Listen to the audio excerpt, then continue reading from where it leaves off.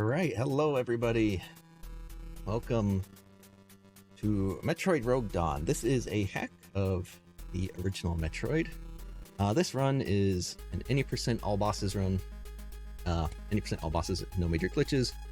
We're gonna go ahead and jump right in here. So this hack was released a little while ago. It was created by Grimlock. It is very much an excellent hack to play. However, if you have played it, or if you plan on playing it, what you're going to do is going to look very different than, most likely, than what's going to be happening here. There's a lot of... This hack has a lot of little secrets, a lot of little, I guess, Easter eggs and stuff in it. Some of the stuff we will see, there's a lot of little secrets we'll be using, but right off the bat here, we're going to just do a little... to get across here, and then this suspicious looking hole is a hole. One of the great things about this is secrets look like secrets, and you're rewarded for exploring. But that gives us a really quick shortcut. You do start with more. That's going to give us a really quick shortcut. Oops, I didn't quite do the right jump there. Which is going to get us over to bombs here. Bombs are super important. We actually collect no missiles in this run. Normally there's only one energy tank we collect. I'm going to collect two just because my practices have not been great, and this is a marathon. I'd rather be a little bit safer. So this is normally the one energy tank you get. And basically at the start we're going to be collecting all the items for the run before we do any bosses. If you're familiar with Metroid, a very important aspect of that, which is heavily used in this run, is the invincibility frames you get from using bombs, and when they propel you. That is how we're going to be defeating the bosses.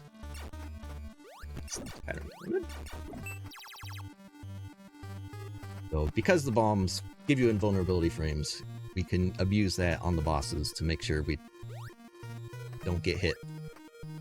Because we're going to be pretty low health throughout the run. Because unfortunately the second energy tank does not show up until after the second boss. But we gotta do some item hunting here first. So there are water physics. This is water, and there are things to do with the water physics. You never ever want to do a spin jump underwater. It's just very slow.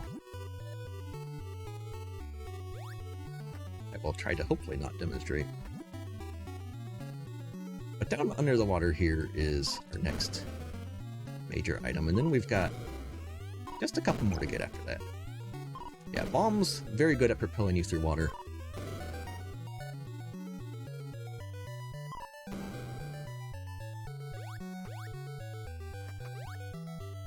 If you notice, I'm stopping there to not do any spin jumps because my horizontal movement is faster just doing a vertical jump than it is doing a spin jump under here. So we're a couple items short here. We've got two more to get. Cool.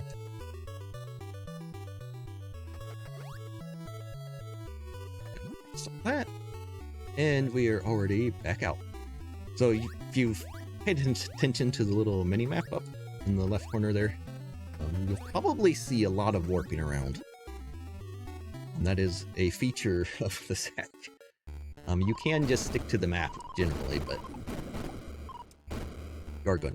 you will be warping around. And then here's a little Metroid rock. So each area has its own little Metroid art. And we see that one in this room. But there are 6 distinct ones. And we'll see if I did this right. Should despawn. Yep. Despawned one enemy.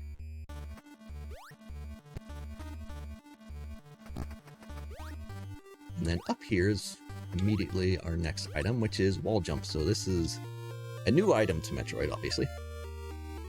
Not a new ability to Metroid. For the original Metroid. It is new, and it is pretty great. And honestly, it's probably a bit easier to use than some of the other games. We're just going to take some more shortcuts through here. My energy is actually fairly good. I'm going to go with this. The little weird thing down there is an energy refill.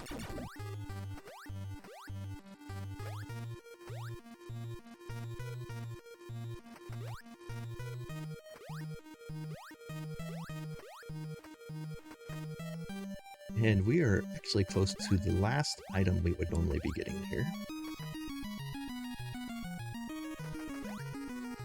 This very convenient, handy path for getting these things. So in this hallway gives us our most important item. Just Spring Ball. Spring Ball is very important because it allows, obviously for jumping and morph, your horizontal movement morph ball is always your max speed. But the bigger thing with Spring Ball is it allows you to do a mid-air morph. And that is going to be very important for specifically the second boss we come up to. Because otherwise we can't do a shortcut to get to that boss. But the first boss is going to be coming up here. This is the Ridley stand-in. This is not going to look like Ridley at all.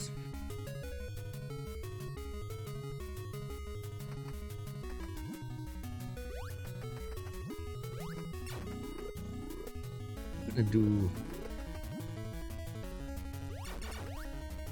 little bounce here.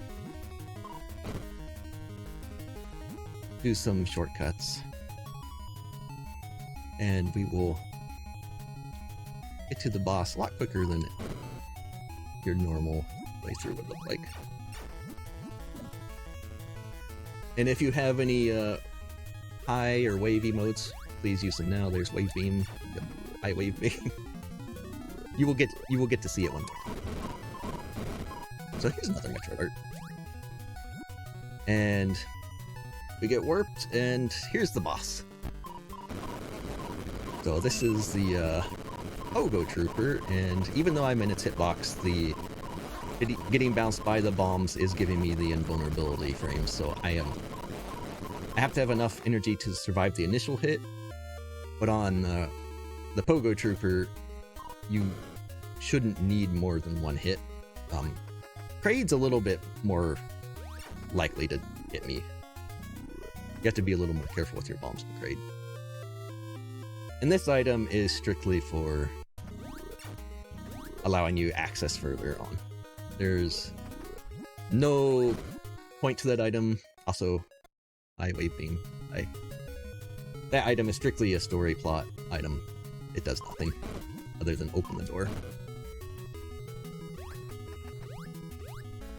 So that's this area, which is much more complex than what that looks like.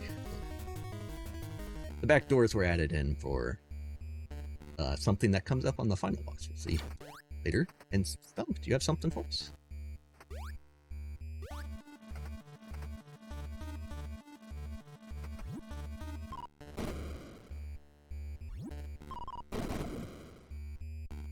Maybe not. So we're going to work our way back to the ship. Our starting point. That was not quite where I was looking for.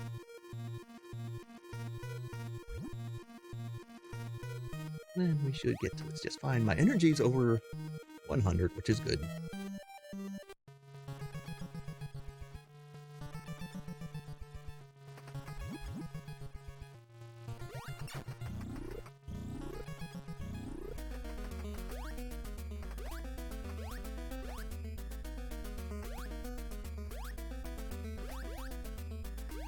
And we need to make our way over into the main core. This is one of the more dangerous parts of the run, because you don't want to lose too much health before Kraid, because you do need to potentially survive a lot more. hits if your bomb timing gets off.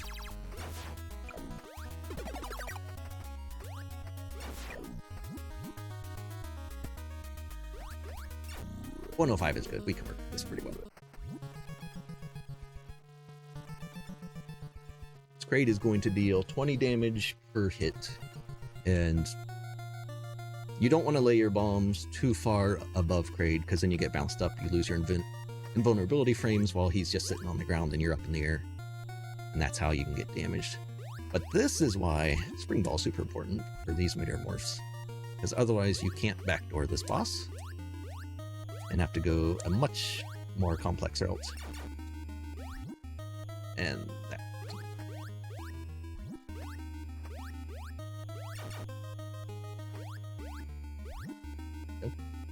And hey, look, it's Ridley's face. And here's Kraid.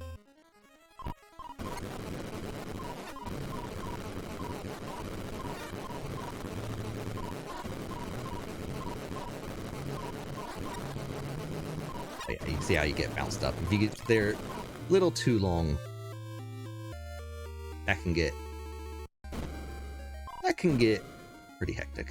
But this is normally an E-Tank I would skip, but it's right on path, and for a marathon, this is a really good thing to collect. But we are done in this area. We have defeated the Kraid Crab and the Pogo Trooper. Now we just have to work our way. I guess we do have to get Ice Beam. There is another thing. I don't think you're surviving this. While technically possible, I don't think you're surviving this without. And part of the no major glitches category is there's a save feature in this, save and quit as well. And part of no major glitches is because that's basically just a death warp, that's not allowed.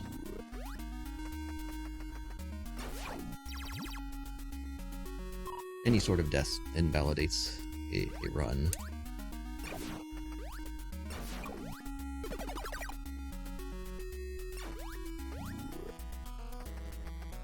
We just gotta work our way up here.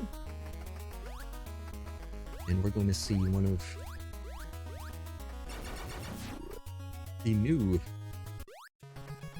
other new things that was added into this.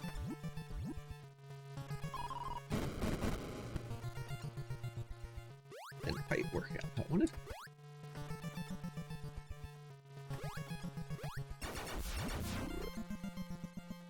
One of the quality of life things that Rogue Dawn does that is not in the original Metroid is you can have up to 3 missile projectiles on screen at a time, which is much better than the one you can have it in the original Metroid.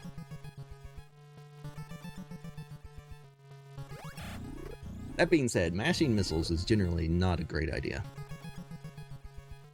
The next boss we're coming up to, which might look somewhat familiar, but it's completely new here. It's very bad if you mash. There's a certain timing you want to have to make all your missiles land.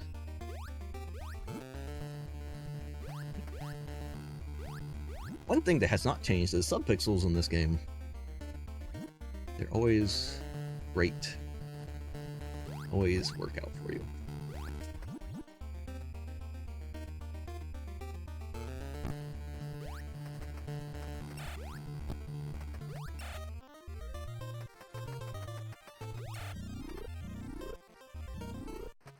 So we've got our bosses defeated.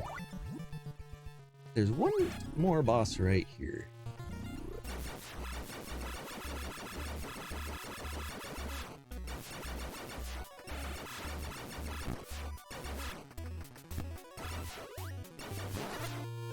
That was not a great fight. He completed a circuit of his pattern. Ideally, that doesn't happen. So now we can enter the final area. And this is... My missiles are actually fairly decent at 37. But this is where we hope for some really good RNG. because we need... Again, we have no missiles. We got 50 for defeating each boss, instead of the usual 75. We're a little lower than the normal. That was a good drop. The Metroids, no matter what they drop, whether it's energy or missiles, just like in the original, it's always going to be worth 30.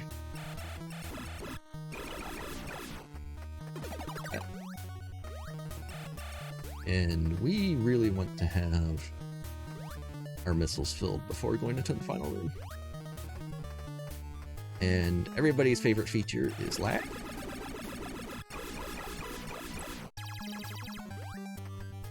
And they all drop energy. There we go. Now we're completely full.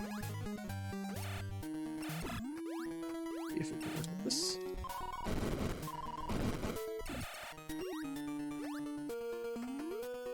So here, we're also going to be taking another shortcut.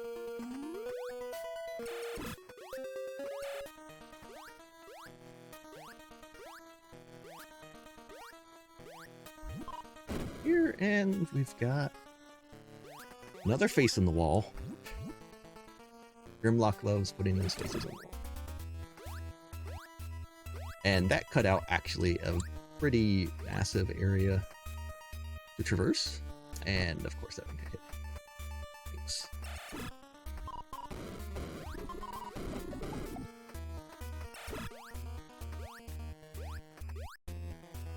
As I didn't destroy any of those Metroids, these ones get to...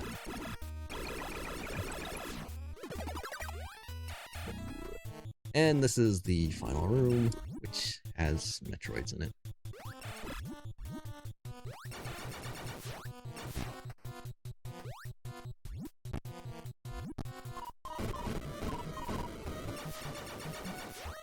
And bombs and vulnerability frames are very good for lots of things. That is a great missile capture.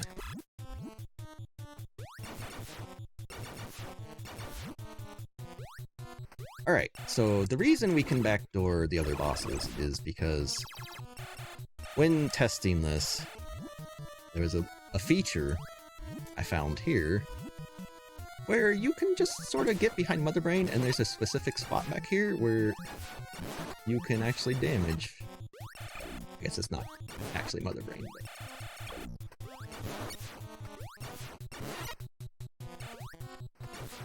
It's too low. And if we can get a Rinka in the right spot... Man, it worked.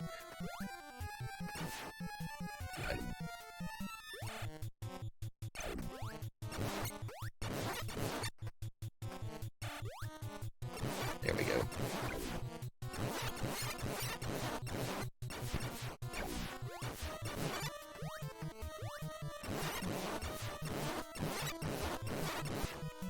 This is much easier than dealing with this fight up front. We have the little pea shooters, the Rinkas, and the Metroid to deal with. That works in the original, you just can't get behind Mother Brain in the original game. That's just part of how the boss was coded initially.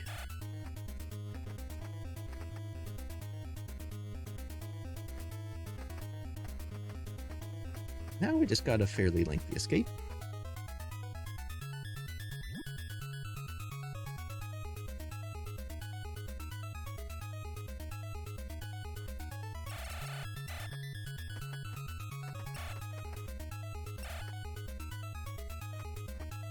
To avoid some Metroids and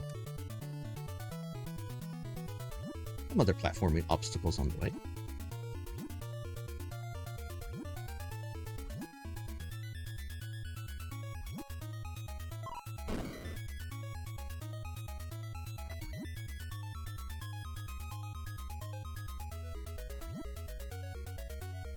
And we are almost there. So if you're wondering why we are destroying Federation Pogo Troopers and kind of working with Space Pirates on the opening start, it's because this is not actually Samus. This is little known sister named Dawn. who's actually working for the Space Pirates. And that's why the Federation is trying to get us through this. And that is time. So that is... Oh, my split doesn't work. Oh well.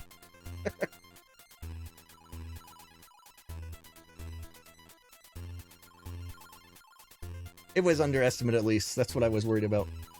But no, that was the Rogue Dawn run.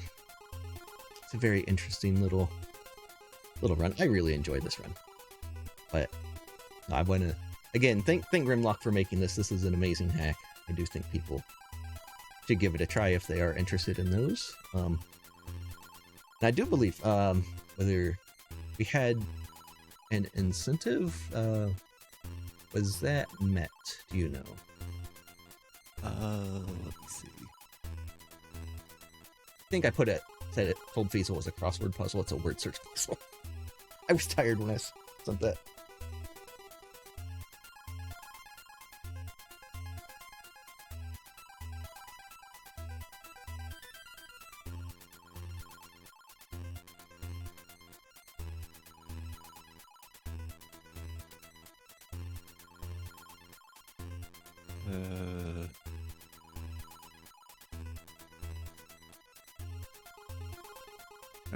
See it on the list, but That is fine. You know, if people are interested, can get this hack yourself and find it. There is a whole bunch of...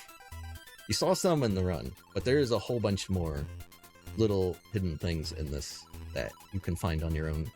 It's really great. Everywhere you search, there is something. If something looks suspicious, that's because it probably is. But no, I want to... Again, thank you very much for allowing this in the marathon. Thank you, Stump, and thank you once again for everybody who's donated to No Kids Hungry. And again, if you can, spare a few dollars, to give, please do. And with that, I think I'll go ahead and